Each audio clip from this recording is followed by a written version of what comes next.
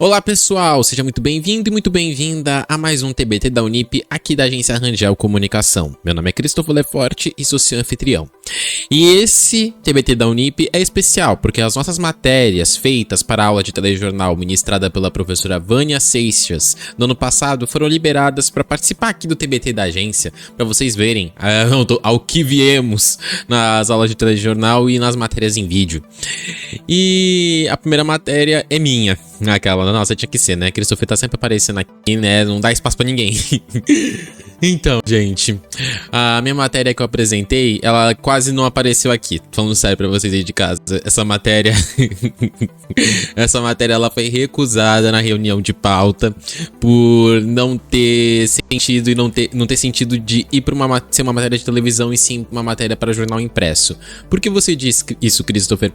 A professora Vânia tinha dito: Christopher, sua matéria é ótima como escrita, mas em vídeo, o que ela vai entregar? Eu já tinha a matéria montada na minha cabeça, mas não conseguia expressar pra ela como eu conseguiria entregar ela. E o desafio do ano passado era você fazer um telejornal em grupo com a sua sala. Minha sala tinha 6 alunos, então seria um único telejornal para todo mundo. Não deu certo, definitivamente. Todo mundo tem suas ocupações, todo mundo tem só o seu tempo ali, então eu acabei até entregando meu telejornal sozinho e 2 semanas antes do previsto.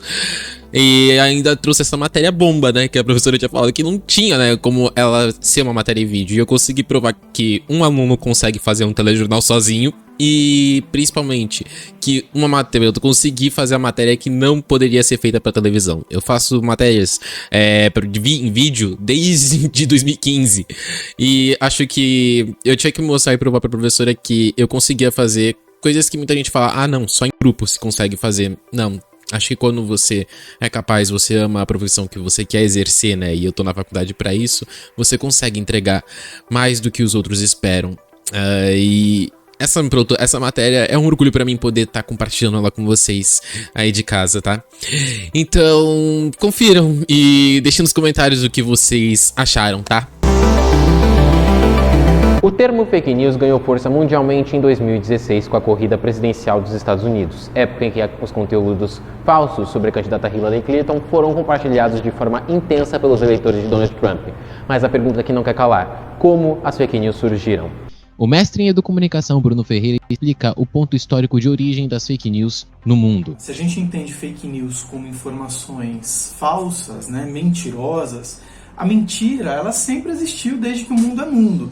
Se a gente pensa na Idade Média, por exemplo, as razões pelas quais a Inquisição levava mulheres à fogueira, dizendo que elas eram bruxas, curandeiras, né? Enfim, todas essas desculpas poderiam ser consideradas já naquela época como fake news, né? Uma grande campanha da Igreja Católica para perseguir mulheres que não se enquadravam a um determinado perfil e com grande adesão da sociedade, né? Porque elas foram perseguidas não apenas pela Igreja, mas também pelos fiéis. O jornal The New York Sun, no ano de 1835, publicou uma série de textos, né, sobre a descoberta na vida da Lua, atribuindo falsamente esses textos, essas descobertas, a um cientista da época.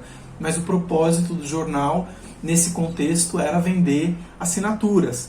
Aqui no Brasil, diversas fake news foram divulgadas por diversos veículos de comunicação como modo de faturar e ter grande audiência. Casos como o ET de Varginha, Chupa-Cabra e os bonecos amaldiçoados da Xuxa e do Fofão até hoje são lembrados e passados de geração em geração. O jornal Notícias Populares até hoje é lembrado como um dos mais sensacionalistas do nosso país. Mas o maior caso de fake news envolvendo os principais veículos de comunicação de imprensa aqui no Brasil foi o caso Escola Base, que ocorreu em março de 1994 em São Paulo. Os donos da escola infantil de base, Cuxiro Shimada e Maria Aparecida Shimada, bem como o motorista do transporte escolar Maurício Monteiro Avarenga e um casal de pais de um aluno, Saulo e Mara Nunes, foram acusados por 2 mães de abuso sexual. A acusação foi aceita pelo delegado da 6ª Delegacia de Polícia da Zona Sul de São Paulo e noticiada como um furo de reportagem pelo Jornal Nacional da TV Globo.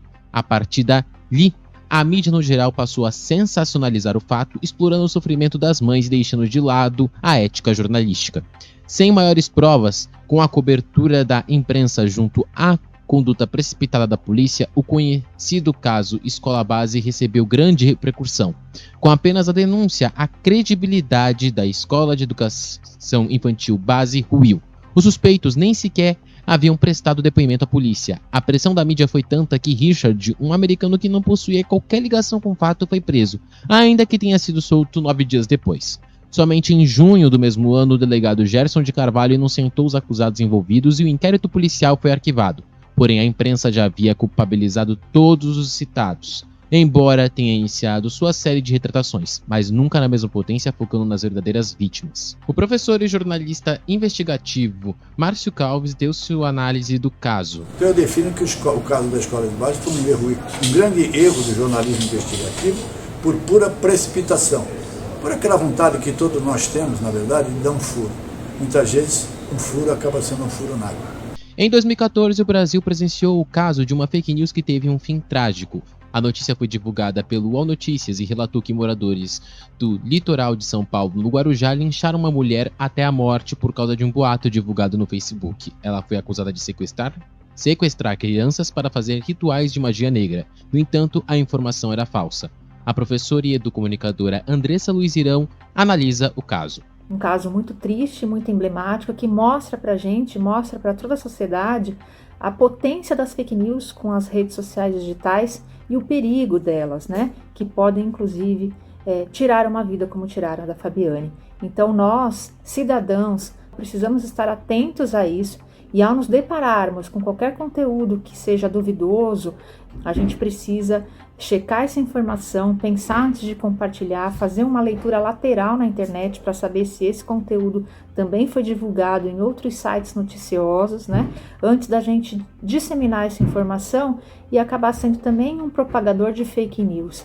A gente precisa combater as fake news porque elas afetam a democracia.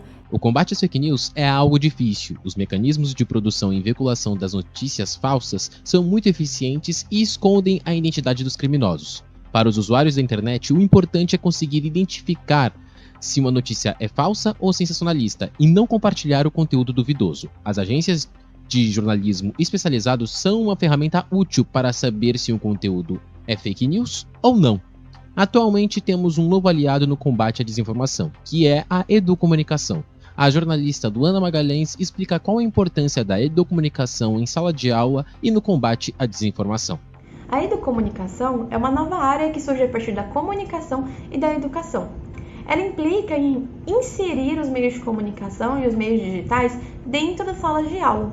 E eu não estou me referindo apenas a passar slide pelo data show, mas inserir efetivamente essas tecnologias dentro da metodologia de ensino desse professor, né? Então, por que não, por exemplo, pedir para que os alunos não façam um vídeo para o YouTube com a matéria dada pelo professor naquela aula?